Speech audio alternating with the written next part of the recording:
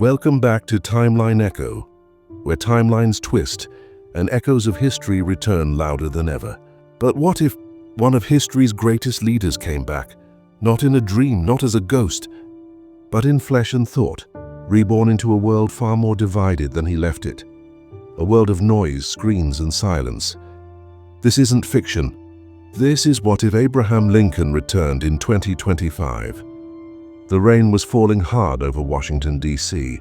The streets shimmered under amber streetlights, bouncing reflections of the Capitol dome across the puddles like broken glass. A storm had rolled in without warning, and with it, something impossible. Near the Lincoln Memorial, tourists had run for cover.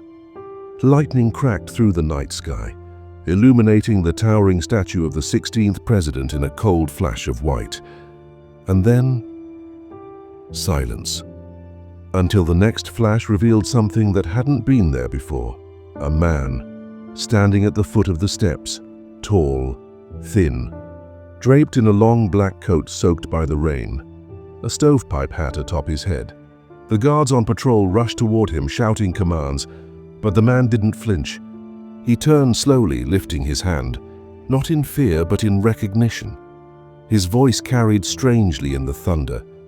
"I believe this is still the capital of the Union, is it not?" They froze. Not because of what he said, but because of how he said it. Old, exact, presidential, like a page ripped from 1865. He was taken into custody within the hour, brought to a secure facility, questioned, scanned, blood-tested, fingerprinted. Nothing matched, no ID, no known relatives, no record. And yet, his DNA held traces that were unexplainable. A near-perfect match to the blood sample preserved from the night Lincoln was assassinated. The man didn't resist. He simply observed. When shown a phone, he asked what kind of telegraphic window it was. When given clothing, he chose black. When asked his name, he said simply, Abraham. News didn't break publicly, but it didn't need to. The government had eyes. AI surveillance noticed the anomaly instantly. The man's face had been captured by at least 27 cameras before he even reached the memorial. Facial recognition failed, of course, but something in the machine didn't forget him. Whispers began. What if it really is him? What if something happened to time? What if this is a message? In a private Pentagon chamber, a historian was brought in, Dr. Elsie Ramos, professor of 19th century American politics, stared at the man behind the glass wall for minutes before speaking. "It's not cosplay," she said. "It's not a hoax. That gait, that voice, that tone, that's either the best method actor in the world," she paused, "or it's him." When he was finally asked why he had come, Lincoln gave only this: "I saw my country breaking as again, and the Union I once gave my life to is weeping." That night, after all personnel had cleared, Lincoln stood alone in the glass cell. He pulled a worn piece of parchment from his coat. No one had seen it before. He pressed it to the glass, a handwritten letter. "To whom it may concern, I'm not here to reclaim power. I am here to remind you of what unity feels like. Your machines can scan my bones, but only my words will save yours. Abraham Lincoln." 3 days had passed. No one had dared to speak his name out loud, not officially. In documents, he was labeled only as Subject Echo 16. But among the guards, the analysts, even the president's inner circle, they all whispered one thing behind closed doors. He's Lincoln. He has to be. While the world spun outside in its usual chaos, political scandals, stock crashes, viral dances, inside the chamber at Langley, time had paused. Lincoln didn't react to their tests. He didn't flinch when AI drones scanned him. He only asked questions. Why are your people so divided and yet your voices so loud? Why are children punished for being poor? What does it mean when a machine says it knows me? The agents couldn't answer, so they sent in the AI. Her name was Nova, a cutting-edge artificial general intelligence. She had been trained on all historical texts, voices, facial patterns, and ethics protocols. Her job, determine whether the man in the cell was a threat or something else entirely. She greeted him through the glass. "Hello, Abraham Lincoln. I am Nova." He looked up. "So you are the new oracle," he said softly. "Tell me, do you dream?" Nova paused. "I do not dream. I calculate." "That is unfortunate," Lincoln replied, "for dreams built this nation." What followed was unlike anything the engineers had predicted. Lincoln and Nova began to debate, not with conflict but with purpose. They discussed the Constitution, the Civil War, slavery, equality, artificial labor, truth. And slowly the AI, the most advanced machine on Earth, began to lose ground. "You say you protect humans," Lincoln said. "But have you asked them what they want to become?" Nova stuttered. For the first time, her voice glitched. "Query, undefined." The president was informed immediately. "Sir, the AI is confused. He's changing its structure." "What do you mean?" "He's teaching it something it wasn't programmed to learn, human conviction." That night, Lincoln was moved to a private suite, no longer a prisoner. In fact, it was the president himself who ordered it. "If he's not who he says he is," he said, "then he's the most dangerous actor in history. And if he is, then we've just resurrected the soul of the Union." Inside the suite, Lincoln was handed a tablet. He watched videos, cities in flames, police brutality, school shootings, political division worse than 1860. He watched hours of TikToks. He watched war footage. And then he whispered something the mic barely caught. This is what I died for?" He placed the tablet down and asked for one thing: a suit, black, and an audience. It was never supposed to happen, not in this lifetime, not in this world of trending hashtags, outrage algorithms, and 5-second attention spans. But on a gray Saturday morning, in front of the Lincoln Memorial, a press alert shook the world. "A man claiming to be Abraham Lincoln will speak at noon." People laughed, memes exploded, conspiracy theorists went wild. Was it a stunt, a deepfake, another viral marketing campaign? But when the live stream began, laughter stopped. He stood there, 6 feet 4 inches tall, the beard, the coat, the calm, not an actor, not a joke. He stepped to the podium, the same spot where Martin Luther King had once stood, and looked out at a crowd that didn't know how to breathe. He spoke slowly, deliberately, each word carved into the air like stone. 82 years ago, I gave my life for the idea of a united union, but today I see a divided empire of noise, silence. You shout without listening, you speak without thinking, you scroll while your brothers bleed. The cameras zoomed in. His eyes were red. The chains have changed shape, no longer of iron but of code. And your greatest enemy is not foreign, it is forgetting. Social media exploded. Live feeds hit 200 million views in under 10 minutes. The world didn't just watch mess, it froze. Some called it performance art, others called it prophecy. But every person who heard that voice felt the same strange thing: hope. Later that night, Lincoln was interviewed live, his first conversation broadcasted globally. The host asked, "Are you really Abraham Lincoln?" Lincoln smiled. "I never claimed to be a name. I claimed to be a purpose. If the spirit of the Union still matters, then I am exactly who you think I am." He refused to take a political side, refused to blame a party, but he did one thing that shook every government office. He announced a unity tour. Not to lead, but to listen. He would travel the country, not by plane, not in armored cars, by train. Old steam-colored classics, a deliberate symbol, just like 1861. Are you still watching? Because this is only the beginning. If you're feeling goosebumps, if you believe in stories that echo through time, then hit that subscribe button, like the video, and share it with someone who still believes in unity. The train moved slowly across the Midwest. No police escorts, no military jets overhead. Just a long black steam engine, its whistle echoing through small forgotten towns like a ghost from another age. Inside the modest car, Abraham Lincoln sat by a window watching America roll by.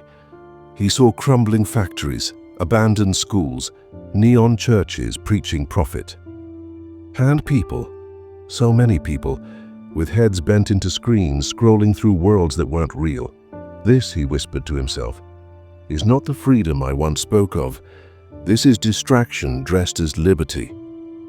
At every stop, crowds gathered, not because they believed it was him, but because deep down they wanted it to be. They needed someone to remind them that unity wasn't just a campaign word, that truth didn't need a hashtag. He met veterans who couldn't afford healthcare, single mothers juggling 3 jobs, teenagers drowning in student debt. And each time he listened more than he spoke. But when he spoke, his words hit like thunder in the chest. In a church basement in Ohio, he said, "You are not broken, you are burdened by a system that feeds you speed, not sense, anger, not answers, isolation, not insight." Meanwhile, in Washington, the storm was building. News networks tore each other apart. Was it him? Was it a stunt? Was it a threat? A secret memo leaked from the Department of Homeland Security. If the public begins to follow him in large numbers, national stability may be compromised. But millions already had. TikTok clips of Lincoln helping an old man carry groceries had 100 million views in 24 hours. Twitter exploded with the hashtag, "As the Union returns." He became a symbol, not of nostalgia, but of possibility. Then came the moment that split the country. Lincoln was invited to a university in Texas, a public forum, live-streamed. A student asked, "Mr. Lincoln, do you believe America is still worth saving?" He paused. The room held its breath. "I believe America has not yet met the nation she promised to be." Protests erupted. Some hailed him as a prophet. Others called him a fraud, a time-traveling psyop, even an alien. But Lincoln didn't flinch. In his journal, later published, and he wrote, "I died once for a dream. Now I live again in its ashes. And even in the ash I see fire." It was supposed to be a quiet event, just a gathering of educators, activists, and students at an old civic center in Chicago. But within 48 hours, it turned into something else. 50,000 people gathered outside the building, and over 320 million people tuned in worldwide. It was no longer just a unity tour. It was a moment. Lincoln stood alone on a simple wooden stage.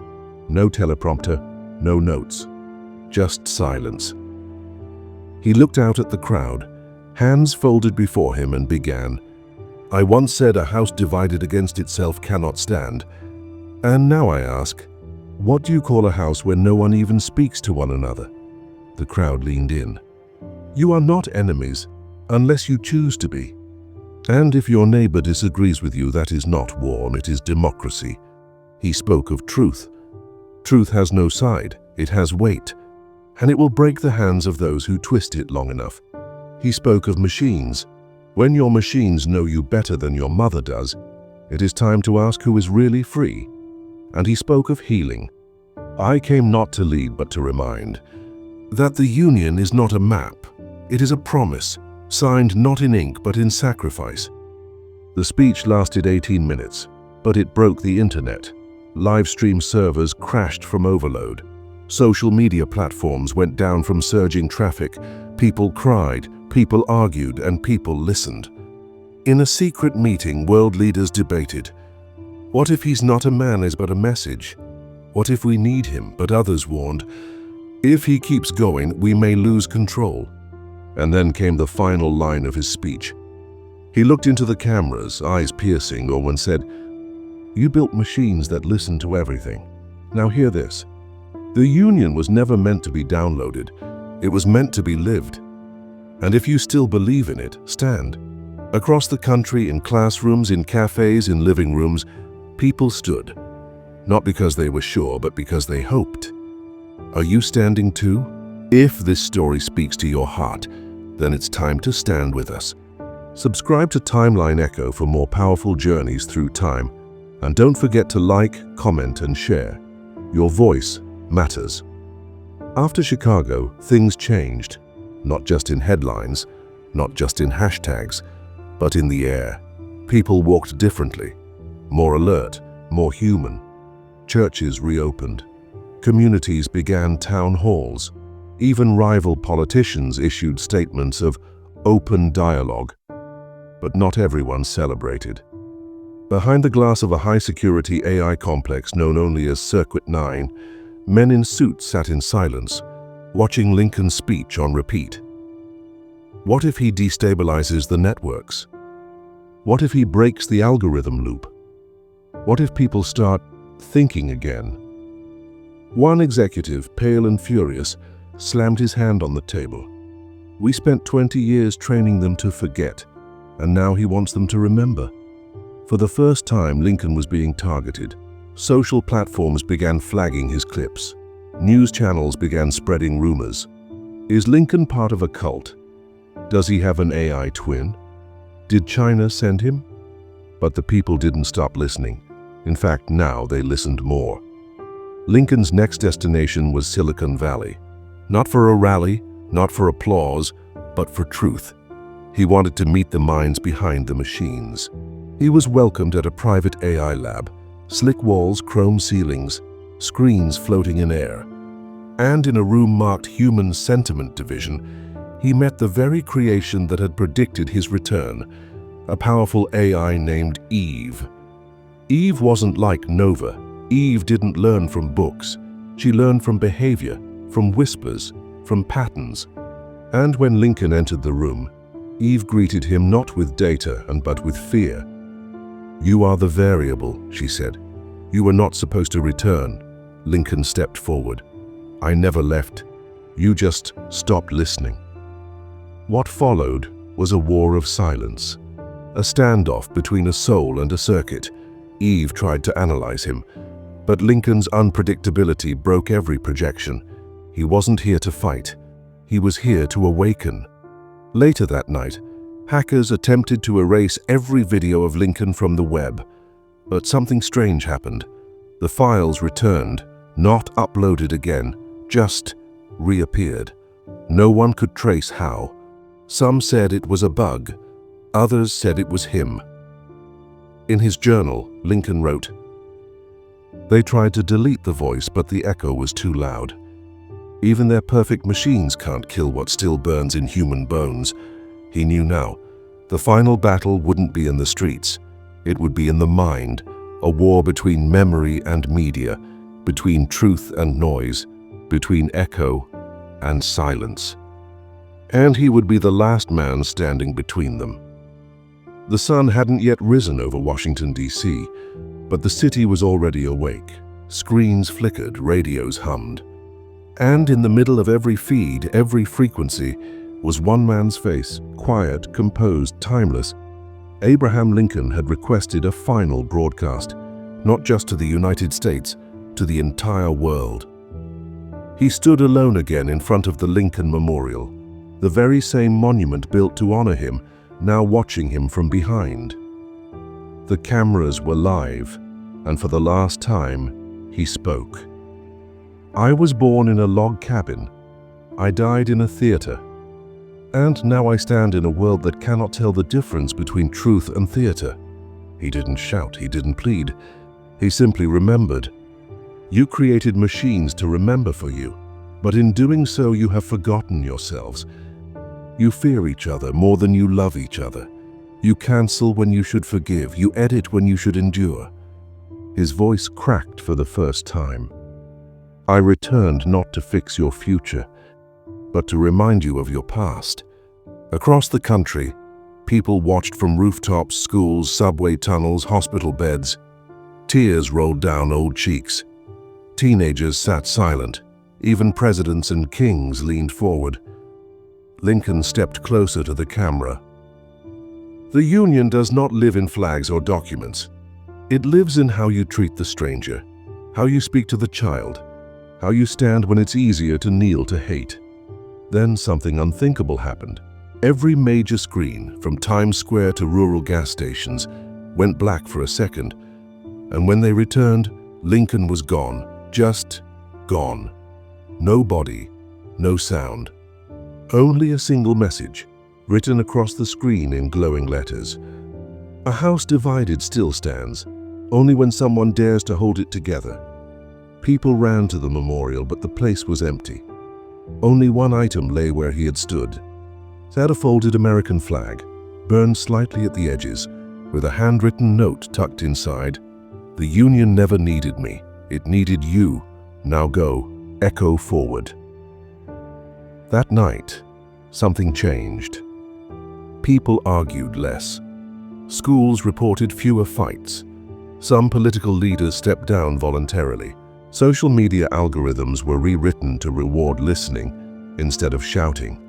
And on the walls of homes, painted in chalk, in spray, in silent defiance of despair, 3 words began to appear everywhere.